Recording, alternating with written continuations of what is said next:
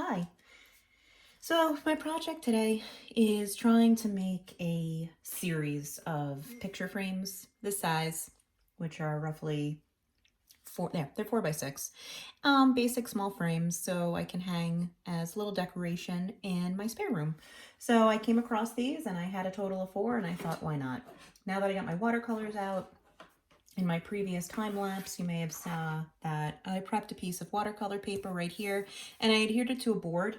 Sometimes I'll do that with watercolors because those of you out there who know with watercolors tends to create a curl due to the moisture in the paper. So it's nice to affix it to a tabletop, or better yet, not a tabletop, but maybe something that you can actually pick up so that you have a little bit of range in terms of your angling of the paper. And my setup for today is like you've seen before, my water, my variety of brushes, they're all out here, and my pad or my palette with all my waters prepped. I also put out some saran wrap and I'm going to show you how I might mess with that in just a moment. And of course my handy little piece of paper towel. So it's all here, and it's always nice to have everything ready for you in front of you so there's no question that you're not looking for stuff while you get started. So to begin, my goal with these 4 is to make a series of color and to really play off of how color works in terms of using the watercolors. And so I'm going to take a large brush, we call this a mop brush, and I am going to douse it down with a little bit of water here. I'm going to take a little bit of the excess away, and I'm going to reach into my palette and I'm going to get what is already kind of puddled up and started. And my goal for my colors that I want to place in here is I'm going to be as loose as I can be with the color, and I'm just going to gently drop it in, barely touching the brush bristles to the surface of the paper. And I want to make it a little bit irregular so it doesn't look like a totally painted rectangle. And I'm going to kind of go out of the lines, if you will, so that I can kind of have that irregularity. And I'm only worrying about 50% of my paper at this point. I'm not worrying about anything beneath it because I kind of want to stack color and see what will happen, to see how colors are powerful. They kind of play off each other. While I'm going to have this all set up, I will place my saran wrap down and just see where the colors actually beat up a little bit and create this interesting little design. If you can't really see, you'll notice it here. And I give this time and I don't mess with it until I know that it's totally dry. How do I know? I'll look at it. I'll observe and I'll probably see the shine of the paper start to go away. The glossiness of your paper, obviously there's a reflection on the saran wrap with the light, but you'll be able to tell hopefully at your seat. And if you still can't tell, give it at least a good 10 minutes. Watercolor paper, especially if it's quality, is going to absorb as much water as possible, and it's going to take a little bit longer to dry. So your patience here is noted and much needed. And I'm just going to shimmy this up a little bit. Perfection. So I'm going to let that be. Now, what I could have done is I should have prepped all 4 of my papers alongside right here while I was working so that I can kind of work off all 4. Would have been the smarter decision. I did just prep only 1 for right now, so all that I'm going to do is just rotate my paper, and I'm going to go back to that large mop brush and I'm going to clean it, making sure that all excess water is off of it. It's totally clear. All right, we don't want that to be a problem, and I'm going to go ahead and wake up something else on my palette, which just is straight green. You'll notice on the brush it absorbs quite a bit. I am going to travel over to the color that I was just using because I want them to be related in some way. And I'm just picking up the excess, and I don't know if you can see from where you are, but there's just the excess of that original blue color. So I've got a pretty loaded brush right here. Now, because I'm being a little impatient, and I'm just going to creep the saran wrap down just a tiny bit because there is method to my madness. I want these 2 colors to overlap.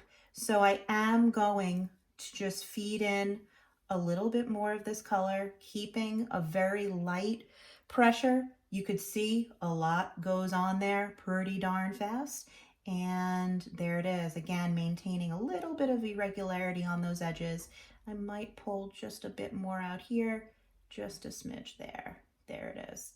So I'm going to drop those in place, and I can flip back my saran wrap and just creep it in there so that where those two colors meet, I'll see that slight intermingling of texture that starts to happen. I'm going to allow this to also sit and settle.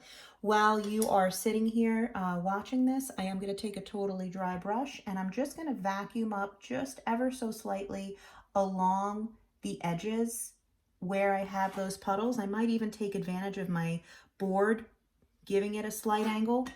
You'll see where the puddles exist.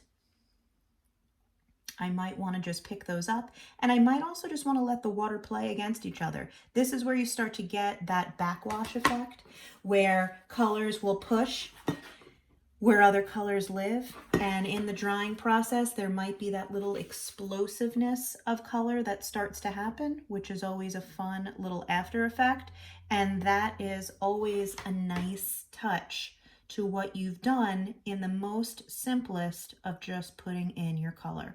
So don't hesitate to create that slight subtle motion and keep playing with it, maybe holding it in this direction for a short while, seeing what will happen. And this does give you a chance too, not only are you playing with your colors without doing much to it, gives you the time to allow it to start to dry. And what I'll start to notice here with a slight little tilt in the direction of my light is that there are areas that are starting to, become more of a flat matte finish without so much gloss. So I definitely have a little bit of time on my hands, so I'm going to stop it here and walk away from this. When I return, I'm going to have 3 more pieces exactly like this size in the 4x6 frame that I have here.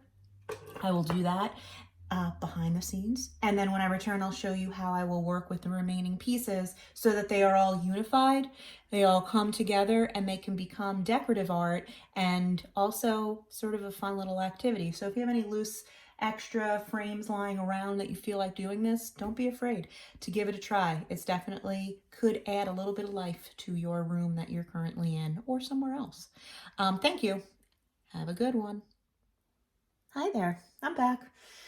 Oh, here it is. So I reestablished my board. I did what I should have done from the start, laid them all out. Here they are for you. Very exciting. Now, I did the big reveal without you, and I apologize, but here she is. If I can just give you an up close and personal right there. She's gorgeous.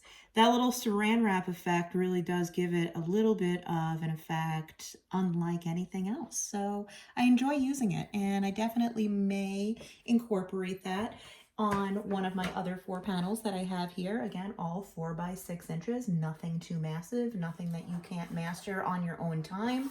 If you are without watercolor paper, bust out some typing paper, make it happen. If you don't have tape, fear not.